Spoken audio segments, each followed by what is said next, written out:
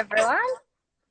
Thank you so much for joining us for this afternoon's edition of The Big Shrink with myself, Ash King, and the founder and head psychologist of the Indigo Project, the amazing Mary Hoang. Hey, Mary. Hello, how are Hello. you? I'm good. Nice to see your face this Arvo. Nice to see you too. How's your week been? I think it's been a little bit better than the last couple of weeks. I had a therapy session today, and I think all my sessions have been around how can I use my feelings to get into like a deeper access to, memories and things that I try to avoid. So I did, notice myself today trying to explain my feelings and try to rationalize them. And then I just had an opportunity just to sit with my therapist and actually feel them, it's so different, I think, doing it with another person who's holding a space for you. And, I think I'm just less likely to sort of run off and find another distraction. So I really welcome that today. And I think I just always need these reminders to really just sit with them and notice them, and to be okay with whatever comes up, and not just to cover it up. Yeah, absolutely. That's so easy to do as well, isn't it? I'm trying to get rid of this little thing in the corner. I don't know how to do it, so now it's there forever, I'm afraid. How are you? I'm good. This week has been quite light for me, which has felt good. The highlight of my week was that one of my favorite music artists released his new album, and he is a really interesting case, actually, because he has gone through such an incredible journey throughout his life. And like a lot of musicians and artists, their work kind of chronicles where they're at. But his particular journey involves a shit ton of therapy and a lot of inner work. And because he's an American country and Americana artist. So, like when you think of country music, you probably think getting drunk, tailgating, and bloody sitting in the back of a bloody, I don't know, boot scooting and like fishing in a creek or something.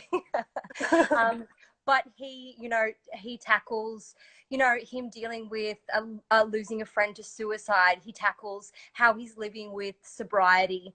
He tackles anxiety and the anxiety that he still experiences on the daily, despite being a bloody multiple Grammy Award winning artist. If anyone's curious who this is, his name is Jason Isbell.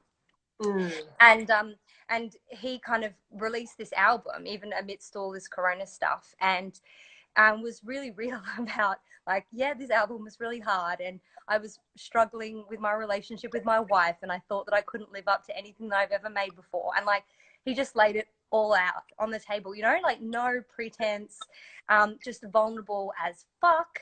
And I think, for a middle-aged dude in the country music scene in America, really sort of conservative scene for the most part, I just really commend him on his bravery. And I think, as anyone who's artists or creators should look to people like that as a bit of sort of inspiration and comfort, that you can be as real as you want, and people dig it. Yeah, I mean, I think we definitely have the perception that everyone else is doing great, and especially those that are in the public eye. I think we tend to think that they've got, power and fame and the adoration of hundreds or thousands or millions of people, and that should somehow make them feel good about themselves. But yeah, I'm also amazed by artists who put everything on the line, because I know how difficult it is it's just basically a part of you that you're allowing everyone to see. So yeah, kudos. So big and scary. And I think this is a kind of a good entryway into our topic today. So Mary and I thought that we should tackle one topic, because this is such a huge one, not only for the two of us personally, but also just in general, and for so many people that we know. And we want to talk about approval seeking and unrelenting standards. If you're a bit of a chronic perfectionist, these might ring some bells for you and go, oh, yes, I'm familiar with both of those things Well, intimately. we said that we'd pretty much be having a chat about our own issues, and if there was anyone else watching, they'd probably get something out of it as well.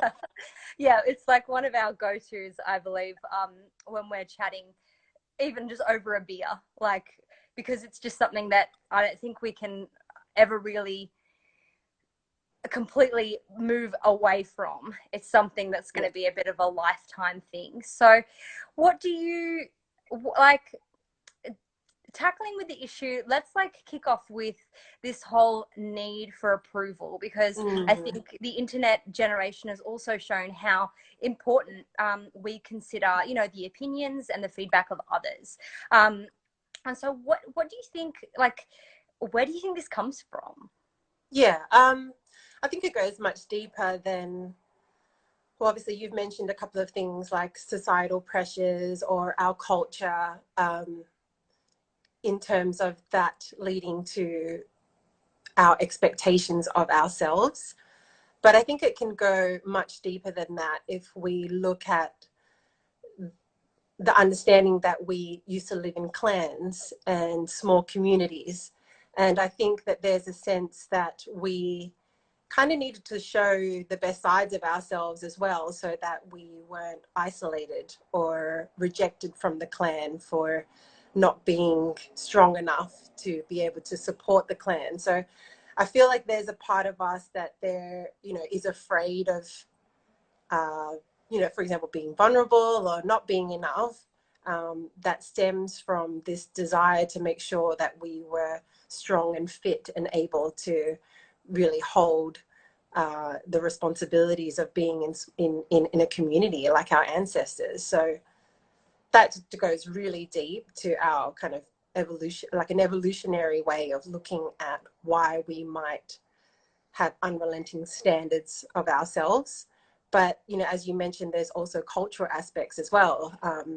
You know, coming from an Asian family myself, the culture growing up for me has been around getting good grades, to get into university, getting a good job, making lots of money. And there's a sense, I guess, and I'm sure other cultures can relate to this as well, the idea of showing face, which doesn't necessarily pertain to showing deeper emotions, but more a sign of success from external ways in which we can have accomplished things in the world.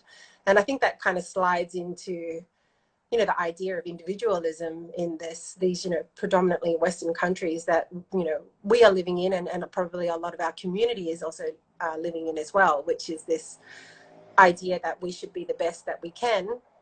And it's a bit of the survival of the fittest. There's a lot of competition. And I think that also puts a lot of pressure on us to validate ourselves by what we do as opposed to who we are. Yeah, yeah, for sure. One thing that I found quite interesting as well, though, is that not everyone really, like, as much as we, you know, can both relate to it, and a lot of other people can too. There's also people who are kind of unbothered. You know, like the people that are always like, oh my God, like I wish that I couldn't care as much as that guy doesn't care about stuff. And it can be, I guess, confusing when you see people like that and wonder, like, why did they wind up that way and I wound up this way? I guess I mean, we all have different value systems. So, you know, when we think about how our value systems are formed and our sense of self is formed, we have to look at a lot of external kind of variables. And, you know, family is just one of them. You know, I would love to be someone who, like, did not give a shit about what anyone else thinks. But yeah, you know, I question, you know, being social creatures, I think that it's just a bit of a continuum. You know, sometimes in some environments we really care about what other people think, and then in others we're like, I really don't care at all. So sometimes we have certain triggers that I think if we dig a little bit more deeper into, you know, who is the voice in our heads when we're trying to be better and putting, you know, a lot of pressure on ourselves? Is it the voice of our friends? You know, they kind of friends that we've had in the past who've kind of like wanted us to be cuter or smarter or prettier or skinnier? Is it the voice of our parents? Is it what we're learning on from TV and social media? I think there's an opportunity for us to kind of dig deeper into what has influenced why we think and feel the way that we do. Hmm.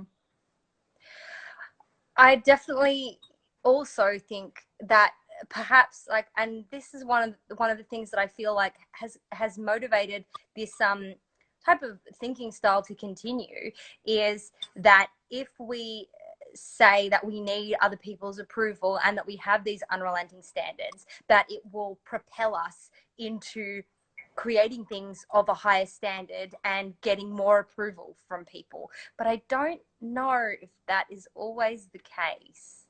Yeah, well, I mean, in some regard, what you're talking about is, I guess, somewhat of a conditioning pattern or a cycle that was formed at some part of our lives, which, we've all been there. We've, like, perhaps stayed up all night studying for an exam and actually done really well, or we've like freaked out about, uni exams or something, where we've over prepared ourselves and it's actually kind of turned out well.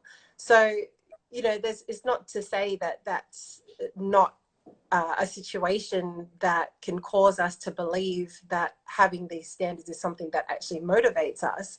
But I think that what I'm seeing as a clinician is that we're finding that there's a kind of line where when we overly rely on external validation, that there are going to be times in our lives when we're incapacitated to be able to go that 1000%. And that's when we start to feel not enough. And if we were to actually stop before we, go and try to be and do everything with a particular task, I think that some people might actually find that what they're trying to get away is from some uncomfortable feelings that they don't want to feel. And I think that can point to potentially where this conditioning might have begun from in the first place.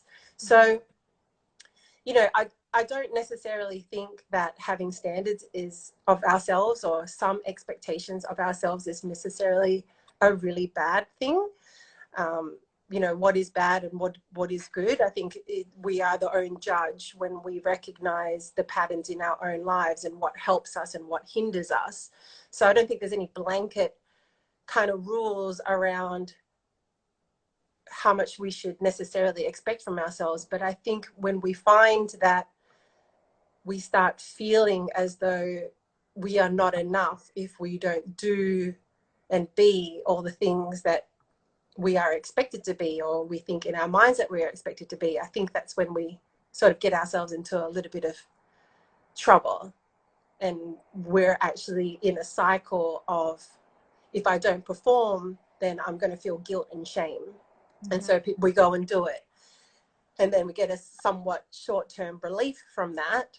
But then the underlying feelings of potentially not feeling good enough will ultimately rear their heads again when we are living in a way that we're too reliant on external forms of success to validate our sense of self or sense of self-worth.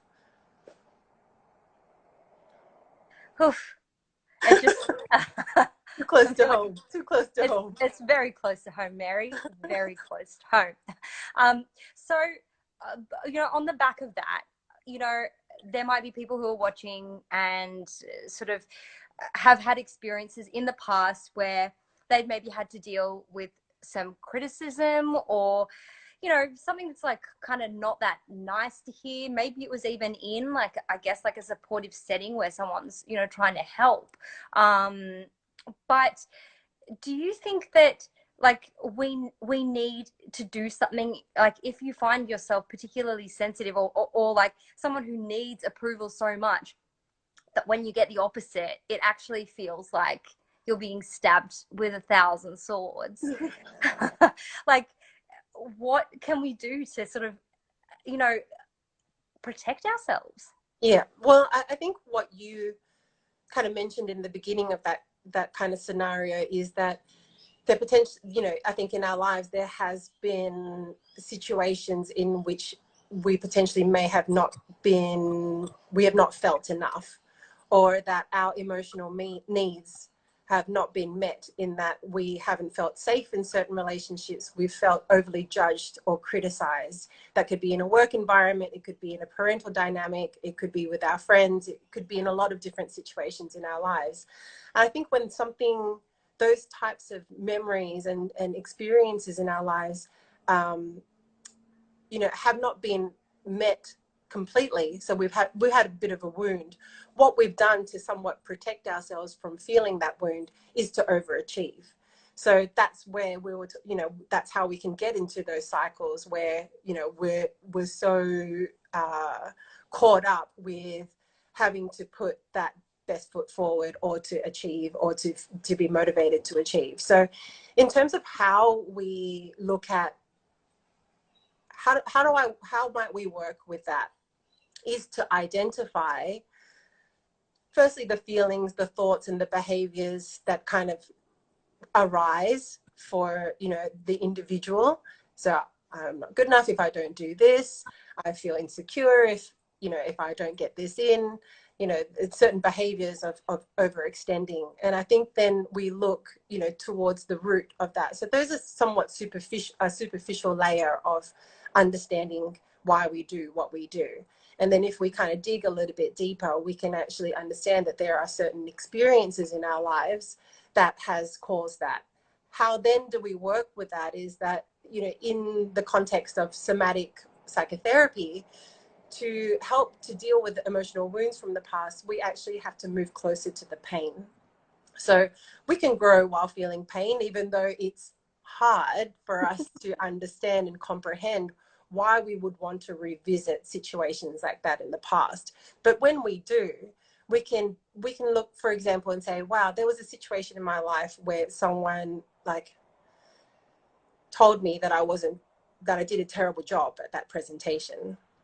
When we can put ourselves back in our own shoes again and to feel those feelings, I think we are able to on that pathway, develop a little bit more self-compassion for ourselves. So we are then operating from a place where we are reintegrating that part of ourselves that we had once disowned or wanted to move away from. And in doing that, we recognize that we have a lot of different parts of us. There's a part of us that feels like we need to be more for others, but then we can also discover a part of us that is very compassionate towards that part, and that actually knows that we don't need to be more to be there, to be good enough for others. And so I guess this is the work that so many of us are on, is looking at these situations that trigger this feeling of insecurity and learning how to talk to ourselves and reparent ourselves in a way where we can accompany those parts of us that we don't want to face. So, you know, through feeling the pain of that, if I think we can find a closer connection with ourselves that says, wow, I would totally understand if you felt insecure because of a situation like that, instead of berating ourselves for feeling insecure and that leading to, you know, the reactions that we do to, you know, be more. We can actually, I think, wind that back and talk to ourselves in a way that was different to how others might have spoken to us before.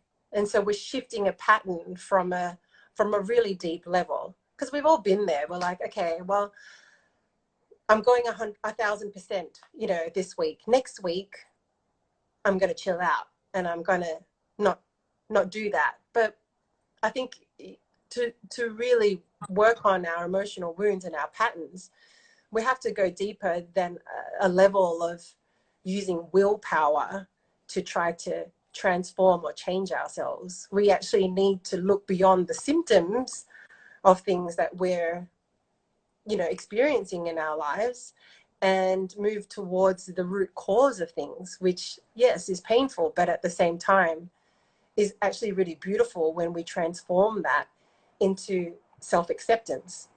And when we have self-acceptance, we're like, you're doing a great job. You're doing fine the way that you are. You are amazing. That is enough.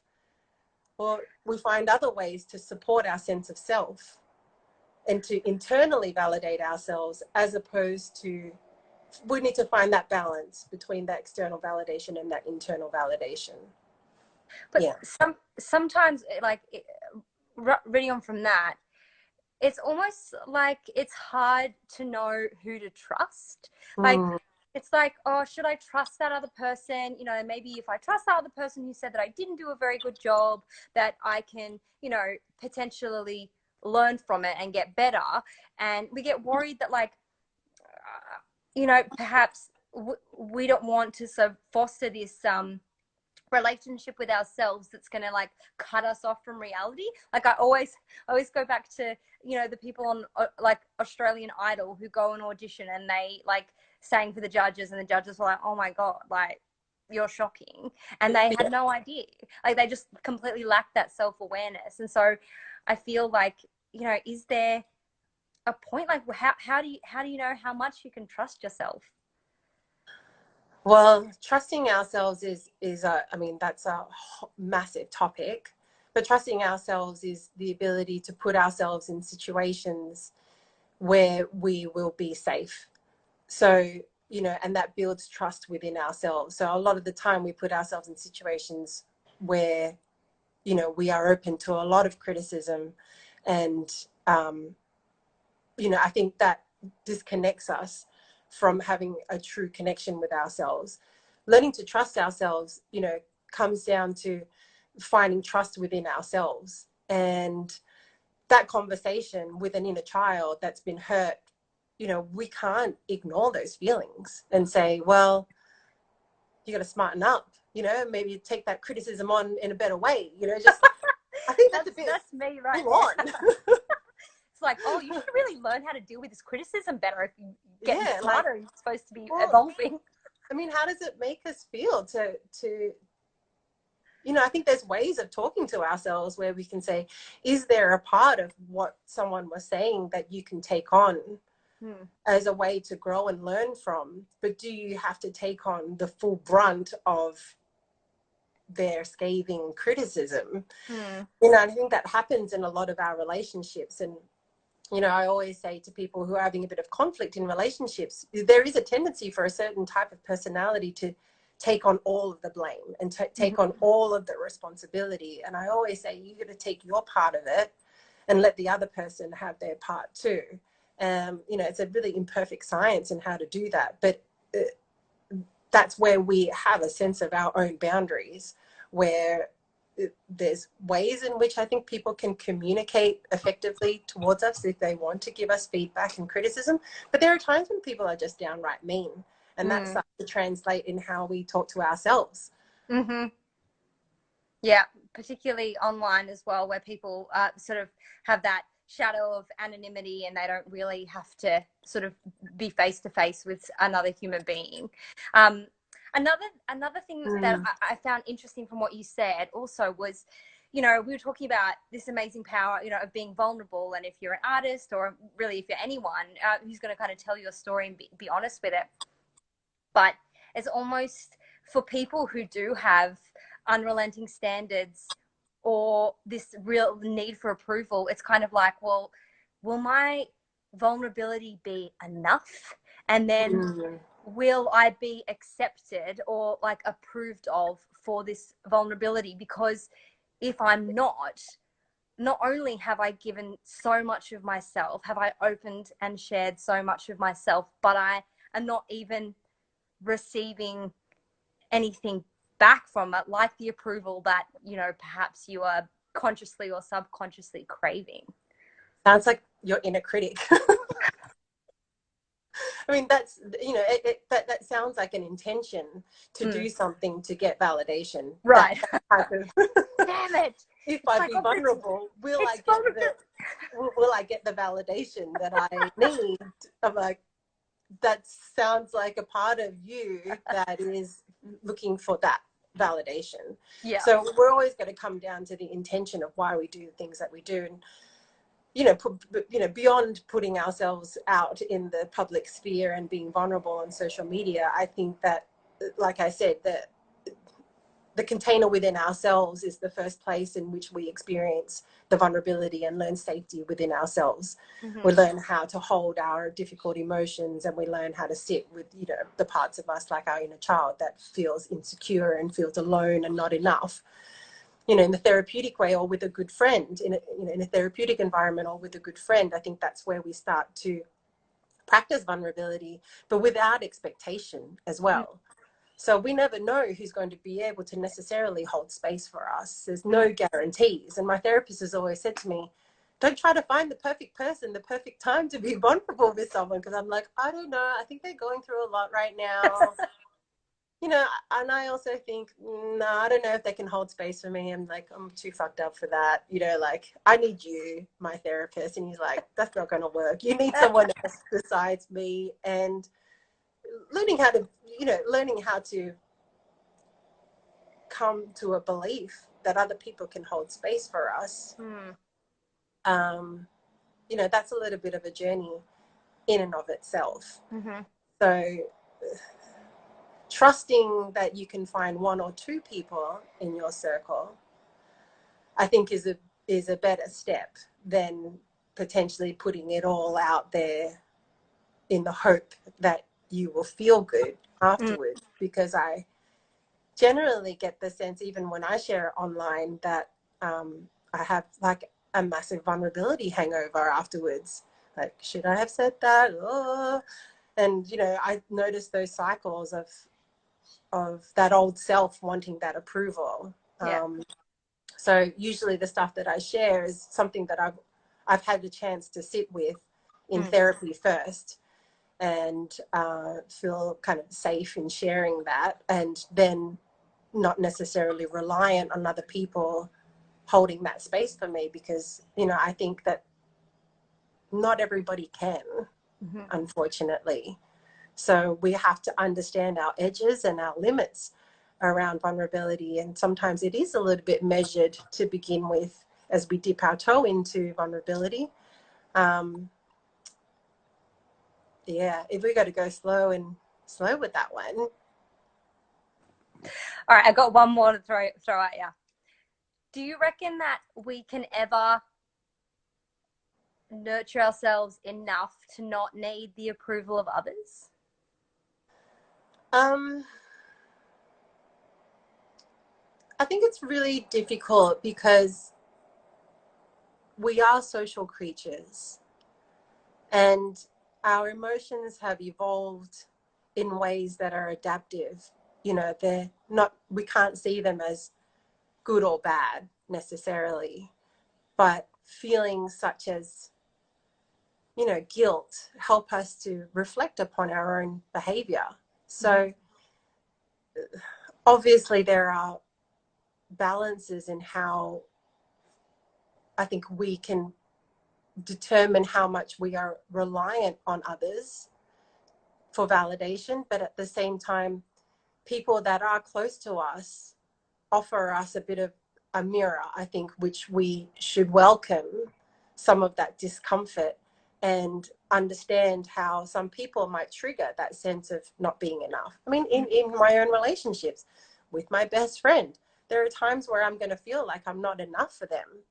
Is that necessarily a reason to not want that feeling anymore? Am I going to be able to nurture myself? I think we're just on this.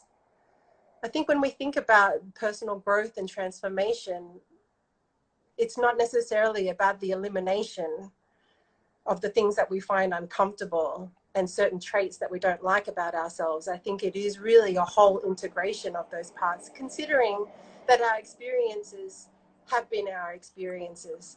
And probably to the day that I die, I'm gonna still be honoring and acknowledging experiences from my childhood. And I think that's okay. Although it is hard and challenging, it offers me an opportunity for growth. So, I think we can, I wouldn't like to say necessarily be better with it, but I think we can become more aware of that tendency, and we can speak to ourselves and have a relationship with ourselves that mitigates some of the effects of people pleasing and trying to have it all and be it all. But I think that they just always, like all our emotions, they're always going to guide us back to places in which maybe we need to feel and reconnect with ourselves. Yeah. So tough one. I would kind of say no, but in a good way. Yeah, I think that, along with a lot of other people, I think that, self-development and self-growth can be the magic cure to like suddenly not having to deal with the parts of ourselves that we don't like anymore. It's like, oh yes, well, I can grow beyond that, but essentially not really. Essentially it's just about understanding yourself a bit better and maybe knowing how to hold yourself through those hard times and through, feeling those tough things. Well, that's an absolute, I think it's like a sense of this ability for us to become more authentic selves. And how else are we going to connect with others? I mean, how amazing it is. I've always been able to talk to you about my unrelenting standards, and we can connect over that, and we can realize that we're on this path together. And with our community, he also feels the same way too. If I came on this, I guess, this episode and was like, yeah, I don't care. I'm good with that. I really don't care what other people think. And, like, I think that I don't know. I don't know if that is something that helps people to understand that it's okay for them to feel that way either. Yeah, yeah, for sure. One of my favorite internet quotes is, I only care about two things in this world, and that is every single other person on this planet and their opinions of me. And on that, we might leave it for today. Thanks for everyone who's tuned in to watch us live. We'll also be saving this on IGTV, and you can catch it up on our Instagram feed. This topic is also absolutely amazingly and beautifully, articulately explored by one of our psychologists, Martha, in her How to Deal with Perfectionism workshop. So hopefully it won't be too long until we can have people back in the beautiful Indigo space to be running our workshops again. But if not, we'll see if we can give some love to Martha and maybe get her to give us a little maybe cyber workshop, which would be really cool. That would be amazing. Yeah, as always, thanks so much, Mary, for all your beautiful wisdom. And we'll see you all next week. Bye, everyone. Bye.